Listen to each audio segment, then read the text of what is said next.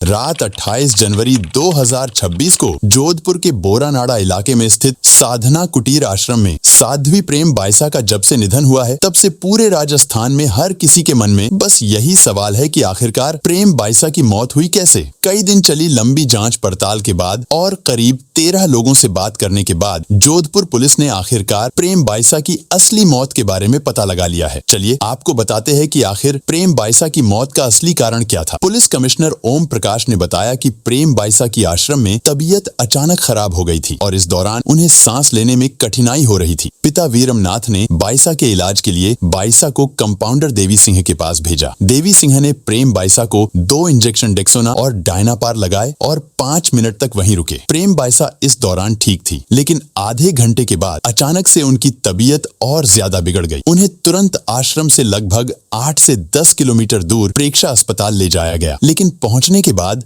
प्रेक्षा के डॉक्टरों ने चेक करने के बाद प्रेम बाइसा को मृत घोषित कर दिया गया। और प्रेम बाइसा की मौत के बाद बाइसा के प्राइवेट सोशल मीडिया पर एक उनके पिता के द्वारा पोस्ट किया गया। लेकिन यही सबसे बड़ा सवाल उठता है कि बेटी की मौत के गम के बीच पिता के दिमाग में इंस्टाग्राम पे पोस्ट का ख्याल कैसे आया। जांच के शुरुआती दौर में ही ऐसे कई खुलासे सामने आए जिन्होंने इस मौत को और भी संदिग्ध बना दिया। कभी वीरमनाथ कहते हैं कि गलत इंजेक्शन लगाने की वजह से प्रेम बाइसा की मौत हुई, कभी आरोप लगाते हैं कि यह सब बड़े संतों द्वारा किया गया है और कभी कहते हैं कि उन्हें 1 हफ्ते पहले से ही पता था कि प्रेम बाइसा की मौत होने वाली है। तो कभी कहते हैं कि बाइसा की मौत देवी सिंह के इंजेक्शन के कारण हुआ है। इसके अलावा मौत के 1 दिन बाद आश्रम के सभी सीसीटीवी कैमरे हटाने की बात भी सामने आई, जिस कारण यह मामला अब और भी उलझता जा रहा था और एक नए विवाद की तरफ यह केस मुड़ता हुआ दिखाई दे रहा था। लेकिन पुलिस कमिश्नर ओम प्रकाश ने साध्वी के पिता वीरमनाथ और कंपाउंडर देवी सिंह समेत कई लोगों से लंबी पूछताछ की गई। मेडिकल बोर्ड ने मिश्रा रिपोर्ट के आधार पर विस्तृत पोस्टमार्टम रिपोर्ट दी, जिसमें बाइसा के मौत का कारण कार्डियक अरेस्ट बताया गया। जांच के दौरान यह पता लगाया जा रहा है कि प्रेम बाइसा की तबीयत इंजेक्शन लगने के बाद और खराब क्यों हो गई। पुलिस यह भी जांच कर रही है कि देवी सिंह को इंजेक्शन लगाने की अनुमति थी भी या नहीं, और क्या उन्होंने डॉक्टर की पर्ची के बिना इंजेक्शन दिया। ये तमाम बिंदु अब जांच के दायरे में है और देवी सिंह ने जो भी इंजेक्शन बाइसा को दिए थे उन सभी का एफएसएल कराई गई थी। और ऐसा नहीं है कि केवल बाइसा को लगा हुआ इंजेक्शन की ही एफएसएल कराई गई थी, बल्कि बाकी इंजेक्शंस भी जो उनके पास दवाइयां थी सारे एफएसएल कराई गई थी।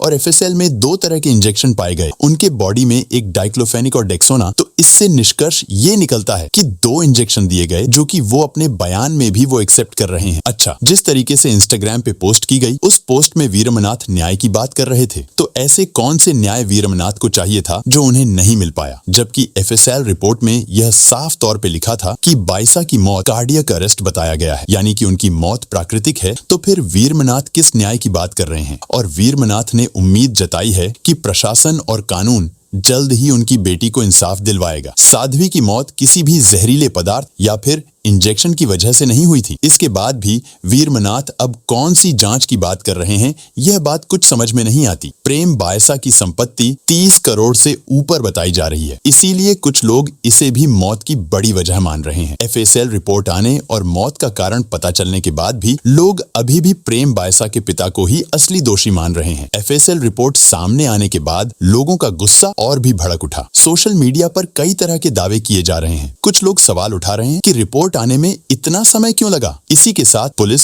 डॉक्टर और एफएसएल टीम पर भी गंभीर आरोप लगाए जा रहे हैं। लोग कह रहे हैं कि पुलिस, डॉक्टर और एफएसएल टीम पैसों में बिक गई, जिससे एफएसएल रिपोर्ट में गड़बड़ी की गई है और देरी का असली कारण यही है। सोशल मीडिया पर बड़ी संख्या में लोग पिता पर सीधे आरोप लगा रहे हैं। कुछ वायरल वीडियो का हवाला देते हुए दावा कर रहे हैं कि उनका रिश्ता सामान्य पिता पुत्री जैसा नहीं था और जब सच सामने आने लगा तो उसे छिपाने के लिए साजिश रची गई। सोशल मीडिया पर कई लोग वीरमनाथ को सौतेला पिता बताकर शक जता रहे हैं। कहा जा रहा है कि अगर किसी की भी बेटी की मौत हो जाए तो सबसे ज्यादा दुख पिता को होता है, लेकिन जब प्रेम बाइसा की मौत हुई तो वीरमनाथ सबसे पहले सच्चाई छिपाने के लिए इंस्टाग्राम पोस्ट करवाते हैं। ऐसी हालत में किसी भी पिता के मन में यह ख्याल कहां से आया, यही सवाल बार बार उठाया जा रहा है। यहाँ तक कि यह भी कहा जा रहा है कि एक ट्रक ड्राइवर अचानक साधु कैसे बन गया। इसी वजह से आरोपों और शक का सिलसिला थमने का नाम नहीं ले रहा है और हर गुजरते दिन के साथ बहस और भी तेज होती जा रही है। कुछ लोग न्याय की मांग कर रहे हैं तो कुछ पूरी जांच को दोबारा कराने की बात उठा रहे हैं। माहौल ऐसा बन गया है कि हर नई जानकारी के साथ विवाद और भी गहराता जा रहा है और लोग अब किसी आधिकारिक बयान से ज्यादा सोशल मीडिया पर चल रही बातों पर भरोसा करने लगे हैं। इसी बीच